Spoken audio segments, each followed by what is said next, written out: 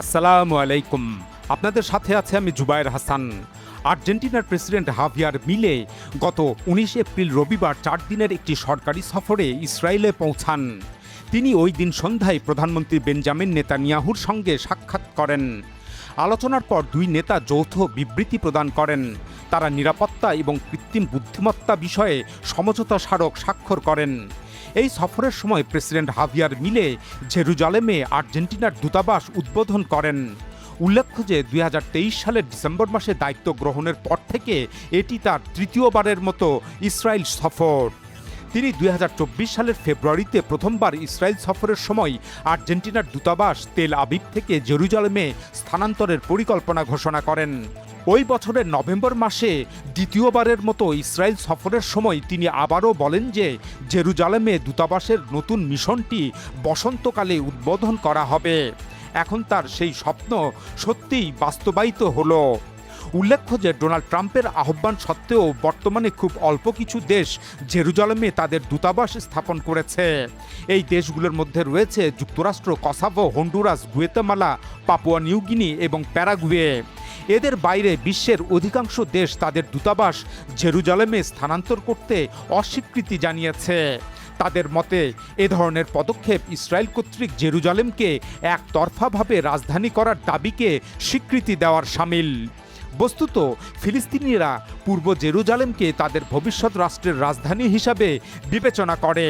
এটি আন্তর্জাতিক প্রস্তাবনার ভিত্তিতে নির্ধারিত হয়েছে। কিন্তু ১৯৬৭ সালে ইসরায়েল জেরুজালেম শহরটি দখল করে এবং ১৯৮০ সালে একে ইসরায়েলের সাথে সংযুক্ত করে। উল্লেখ্য যে আর্জেন্টিনার কিংবদন্তি ফুটবলার দিয়াগো আর্মান্দো মারাদোনা ফিলিস্তিনিদের অধিকার নিয়ে বেশ সোচ্চার ছিলেন। কিন্তু আর্জেন্টিনার বর্তমান প্রেসিডেন্ট হাভিয়ার মিলে এর সম্পূর্ণ বিপরীত চিন্তাধারার রাজনৈতিক ব্যক্তিত্ব। তিনি উগ্র ডানপন্থা ধারার রাজনীতি করেন এবং ডোনাল্ড ট্রাম্প ও বেঞ্জামিন নেতানিয়াহুর একনিষ্ঠ সমর্থক। তার এই সফর সম্পর্কে ইসরায়েলের সংবাদ মাধ্যমগুলো জানায় নেতানিয়াহু এবং হাভিয়ার মিলে একান্ত বৈঠক করেন। এরপর তারা আইজাক অ্যাকর্ডস নামে একটি চুক্তি আনুষ্ঠানিকভাবে স্বাক্ষর করেন। আইজাক অ্যাকর্ডস তথা ইসহাক চুক্তির লক্ষ্য হল ইসরায়েল এবং ল্যাতিন আমেরিকার মধ্যে সম্পর্ক জোরদার করা। ওই চুক্তি অনুষ্ঠানে প্রধানমন্ত্রী নেতানিয়াহু ছাড়াও ইসরায়েলের পররাষ্ট্রমন্ত্রী, অর্থমন্ত্রী, পরিবহনমন্ত্রী এবং ইসরায়েলে নিযুক্ত মার্কিন রাষ্ট্রদূত মাইক হাকাবে উপস্থিত ছিলেন।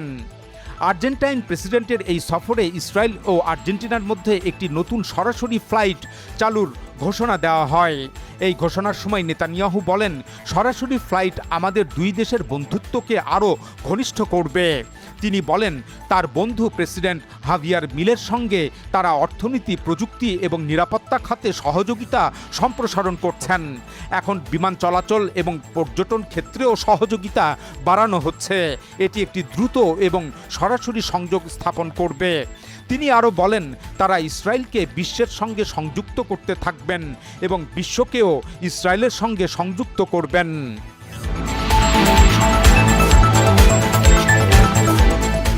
এদিকে ২৮ ফেব্রুয়ারি ইরানের উপর হামলার ঠিক পরেই ব্রাজিল সরকার ইরানের লক্ষ্যবস্তুতে যুক্তরাষ্ট্র ও ইসরায়েলের হামলার তীব্র নিন্দা জানায় এবং এই সামরিক পদক্ষেপ নিয়ে গভীর উদ্বেগ প্রকাশ করে।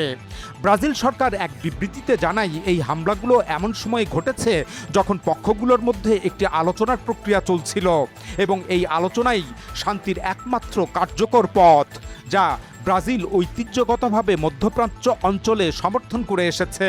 ব্রাজিল সরকার সব পক্ষকে আন্তর্জাতিক আইন মেনে চলার এবং উত্তেজনা বৃদ্ধি এড়াতে সর্বোচ্চ সংযম প্রদর্শনের আহ্বান জানায়।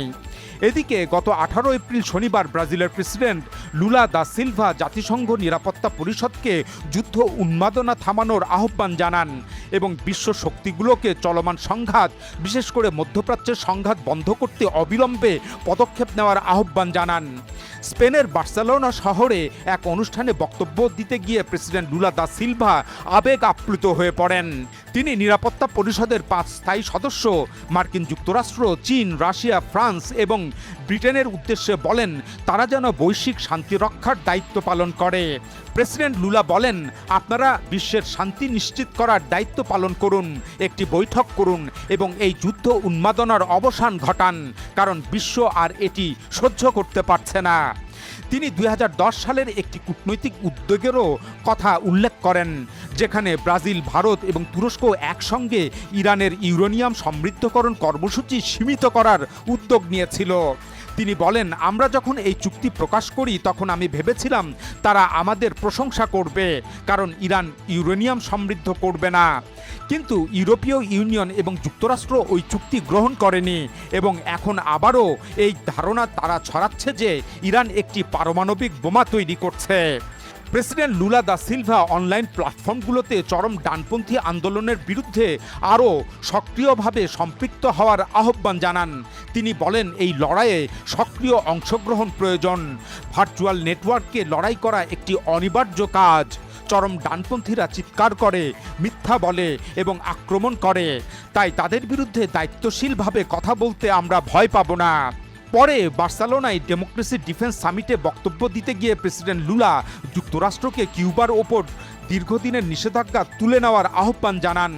তিনি বলেন, কিউবার ওপর এই অভিশপ্ত নিষেধাজ্ঞা শেষ করুন এবং কিউবার জনগণকে শান্তিতে তাদের জীবনযাপন করতে দিন।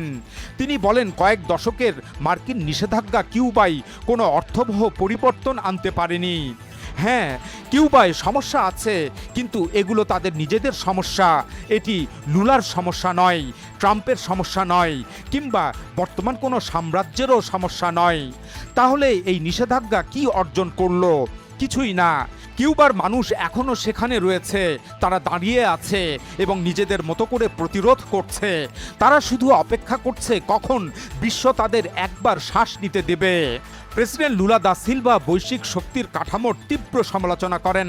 তিনি ডোনাল্ড ট্রাম্পের দিকে ইঙ্গিত করে বলেন, বিশ্বের কোনো দেশের কোনো প্রেসিডেন্ট, সে যতই শক্তিশালী হোক না কেন, অন্য দেশের উপর নিয়ম চাপিয়ে দেওয়ার অধিকার রাখে না। আমরা প্রতিদিন সকালে ঘুম থেকে উঠে এবং রাতে ঘুমাতে যাওয়ার আগে এমন একটি বাস্তবতা মেনে নিতে পারি না, যেখানে কোনো প্রেসিডেন্ট বিশ্বকে হুমকি দিয়ে বার্তা দেয় এবং যুদ্ধ শুরু করে, আন্তর্জাতিক প্রতিষ্ঠানগুলোর প্রতি কোনো গুরুত্ব দেয় না। তিনি একতরফা সিদ্ধান্ত এবং হুমকির ক্রমবর্ধমান প্রবণতার কঠোর সমালোচনা করেন। প্রেসিডেন্ট লুলা আরও বলেন, জাতিসংঘ নিরাপত্তা পরিষদের 5 সদস্যকে একত্রিত হয়ে তাদের আচরণ পরিবর্তন করতে হবে। জাতিসংঘ তার প্রতিষ্ঠার মূল উদ্দেশ্য থেকে সরে গেছে। নিরাপত্তা পরিষদের 5 স্থায়ী সদস্য এখন যুদ্ধের প্রভুতে পরিণত হয়েছে। ব্রাজিলের প্রেসিডেন্ট আহ্বান জানান যে সেই মানসিকতাকে প্রত্যাখ্যান করুন যেখানে কিছু মানুষ নিজেদের পৃথিবীর মালিক মনে করে। তিনি ডোনাল্ড ট্রাম্পের উদ্দেশ্য করে আরও বলেন, আমরা আর কোনো সম্রাট চাই না, আমরা আর কোনো দস্যু চাই না। দরিদ্র মানুষেরা একটি গণতান্ত্রিক ব্যবস্থায় বেঁচে থাকার সুযোগ পাওয়ার যোগ্য, যেখানে মানুষ শুধু ভোট দিতে চায় না, তারা তাদের ভোট নিয়ন্ত্রণ করার সক্ষমতাও চায়। উল্লেখ্য যে ইউরোপ আমেরিকার বিভিন্ন দেশের মতো ব্রাজিলেও উগ্র ডানপন্থার রাজনীতি আছে এবং এর নেতৃত্ব দানকারী হলেন সাবেক উগ্র ডানপন্থী প্রেসিডেন্ট বলসোনারো। তবে অভ্যুত্থানে ষড়যন্ত্র করার অভিযোগে ব্রাজিলের সুপ্রিম কোর্ট তাকে 27 বছর সাজা দিয়েছে। ফলে তিনি 2025 সালের সেপ্টেম্বর মাস থেকে জেলে আছেন। তিনি মার্কিন প্রেসিডেন্ট ডোনাল্ড ট্রাম্প এবং ইসরায়েলের প্রধানমন্ত্রী বেঞ্জামিন নেতানিয়াহুর একনিষ্ঠ ভক্ত এবং তার মুক্তির জন্য প্রেসিডেন্ট ডোনাল্ড ট্রাম্প একাধিকবার ব্রাজিলের বর্তমান প্রেসিডেন্ট লুলাকে হুমকি দিয়েছেন। অন্যদিকে আর্জেন্টিনার বর্তমান উগ্র ডানপন্থী প্রেসিডেন্ট হাভিয়ার মিলের আগে সে দেশের প্রেসিডেন্ট ছিলেন আলবার্তো ফার্নান্দেজ। তিনি ছিলেন আর্জেন্টিনার রাজনীতিতে একজন মধ্যমপন্থার পেরোনিস্ট নেতা। তিনি যদি আজ ক্ষমতায় থাকতেন তাহলে আর্জেন্টিনা বর্তমানে উগ্রপন্থার যে নীতি অবলম্বন করছে তা সম্ভব হতো না। এখন এ পর্যন্তই। আল্লাহ হাফেজ।